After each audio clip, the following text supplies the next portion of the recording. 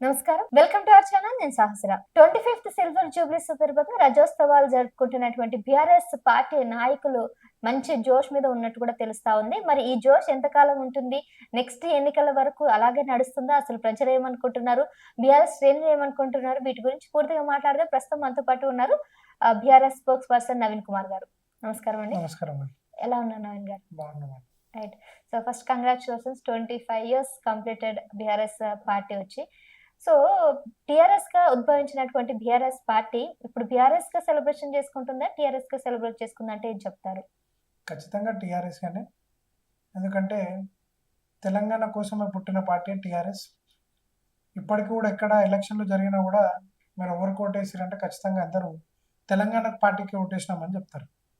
So తెలంగాణతోని difference అనేది ఏం లేదు. బీఆర్ఎస్ అనేది ఖచ్చితంగా టీడీపీ ఉన్నప్పుడు కూడా ఒక ప్రాంతీయ పార్టీగా పుట్టి దాని తర్వాత అది కూడా జాతీయ స్థాయిలో ఒక కీ రోల్ ప్లే చేయాలన్నట్టు. ఎందుకంటే చంద్రబాబు నాయుడు గారు కూడా ఎన్డీఏ ప్రభుత్వంలో గతంలో కన్వీనర్గా చేసిన వైఖరి కూడా ఉందన్నమాట.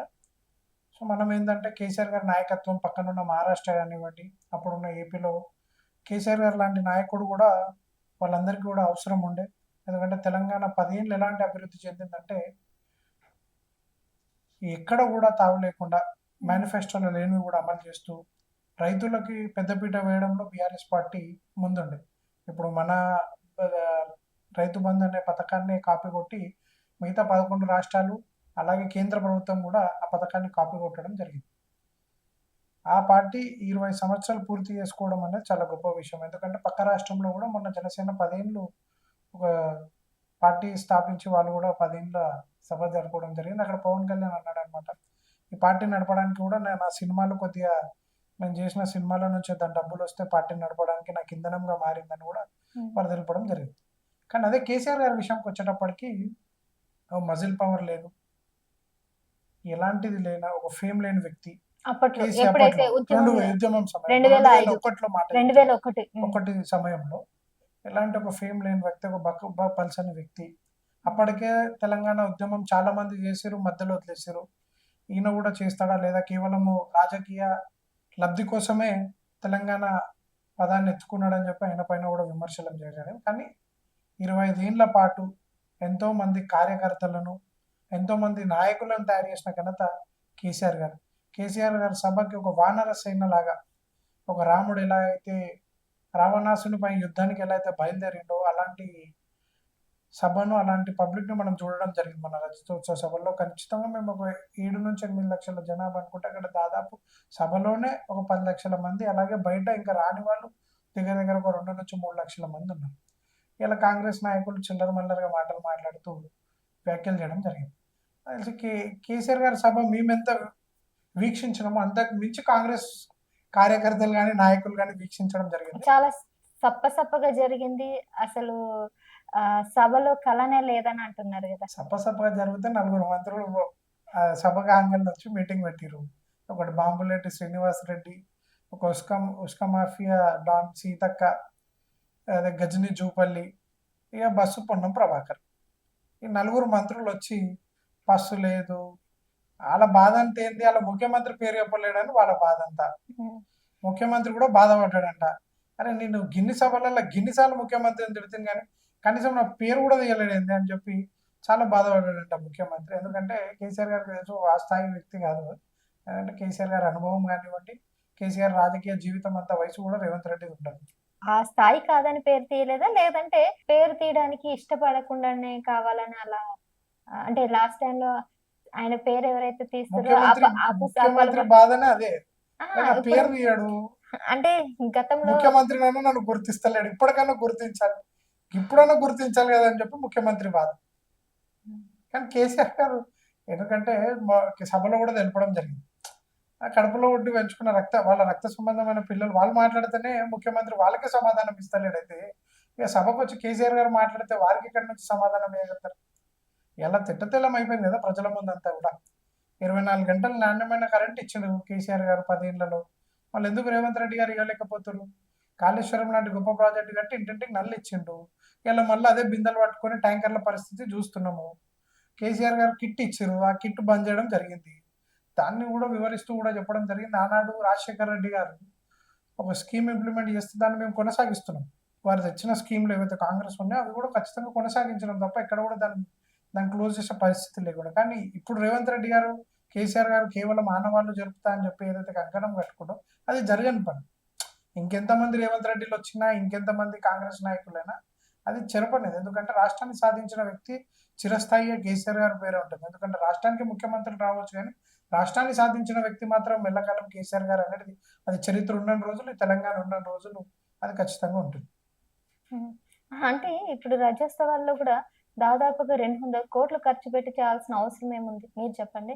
నాకు తెలిసి కాంగ్రెస్ నాయకులు ఏదైనా ఫండింగ్ చేసి పంపించారేమో తెలియదు కానీ ఖచ్చితంగా స్వచ్ఛందంగా వచ్చిన ప్రజలు, ఎందుకంటే 15 నెలలుగా ఏదైతే విసిగిపోయారో హైడ్రా బాధితులు కానివ్వండి, అనేక స్వచ్ఛందంగా వచ్చినా కానీ మనిషికి 3,000 రూపాయలు ఖర్చు అయితే అవుతుంది కదండి. ట్రాన్స్పోర్ట్ ఖర్చు కానీ, ఫుడ్ ఖర్చు కానీ, లేదంటే అక్కడ మెయింటెనెన్స్ కి వాటికి. ఫర్ ఎగ్జాంపుల్ ఎంతమంది 10 లక్షల మంది వచ్చింటారా? ఇక ఖచ్చితంగా 10 లక్షల మంది వచ్చారు కానీ సొంతంగా బండ్లు కట్టుకొని, ఎడ్లు బండ్లు కట్టుకొని, ట్రైన్లలో, బస్సులలో, బండ్లలో అట్లా ప్రజలు స్వచ్ఛందంగా వచ్చారు తప్ప మేము ఎక్కడ డబ్బులు ఇచ్చింది కాదు. ఎందుకంటే ఎవరైనా కాంగ్రెస్ నాయకులకి నన్ను డబ్బులు పంచేది ఏదో ప్రలోభ పెట్టిరేమో కానీ ఇదంతా విసిగిపోయారు.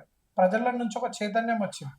కేసీఆర్ సభ ఇప్పటి నుంచి కాదండి, 2001 నుంచి కూడా ఎక్కడ సభ పెట్టినా కూడా ఇదే స్వచ్ఛందంగా ప్రజలు వచ్చారు తప్ప డబ్బులు ఇస్తే ఎవరు రారు. మీరు వస్తారా డబ్బులు ఇస్తే 500లకు పొద్దున్న నుంచి ఇంత ఎండలో ఎర్రటెండలో 1 గంటల నుంచి రాత్రి 7 గంటల వరకు సభ జరుగుతుంది. అప్పటిదాకా మీరు కూర్చుంటారా? 500 కాకపోయినా అందుకే కదా మనిషికి 3,000 రూపాయలు అనగానే వస్తుంటారు కదా. ప్రజలందరూ కూడా ఒకనొక టైంలో డబ్బులకి ఆశపడైనా రావాల్సిన సందర్భం ఉంటుంది కదా. ఎండలో ఊరికే వచ్చి కూర్చోవాలంటే ఎవరు కూర్చుంటారు? మీరు కూడా కాంగ్రెస్ లాగానే మాట్లాడుతున్నారు తప్ప అక్కడ కాంగ్రెస్ ఆరోపణ తప్ప కాంగ్రెస్ తుక్కుగూడలో సభ పెట్టింది. మళ్ళీ రాహుల్ గాంధీ తెచ్చింది, సోనియా గాంధీ తెచ్చింది. కాంగ్రెస్ 5,000 రూపాయలు మనిషికి డబ్బులు ఇచ్చారని అంటున్నా, నేను అంటున్నా కదా. అక్కడ కూడా డబ్బులు ఇచ్చే వచ్చారు. సో మీరు కూడా అదే అంటున్నా, డబ్బులు ఇవ్వకుండా ఎవరు వస్తారని. లేదండి, డబ్బులు లేకుండా. ఎందుకంటే కేసీఆర్ గారు మాట్లాడితే ఒక ప్రపంచనం ఉంటది అనమాట, ఒక చరిత్ర ఉంటది. ఒక సినిమాలలో ఒక రికార్డు ఉంటది, ఒక సినిమాని ఇంకో సినిమా ఢీ కొడుతుంది. కానీ కేసీఆర్ గారు మీటింగ్లకి కేసీఆర్ గారు మళ్ళీ ఢీ కొడతారు. కేసీఆర్ గారు మీటింగ్ ఎవరు ఢీ కొట్టలేరు. దాని పూర్తి ఉదాహరణ అధికారంలో ఉంది కాంగ్రెసే. నేను సభ పెట్టే 1 రోజు ముందు 2 రోజుల ముందు రాహుల్ గాంధీ వచ్చిండు. మళ్ళీ జాతీయ నాయకుడు కదా, ప్రధాని రేస్లో ఉన్నాడు కదా.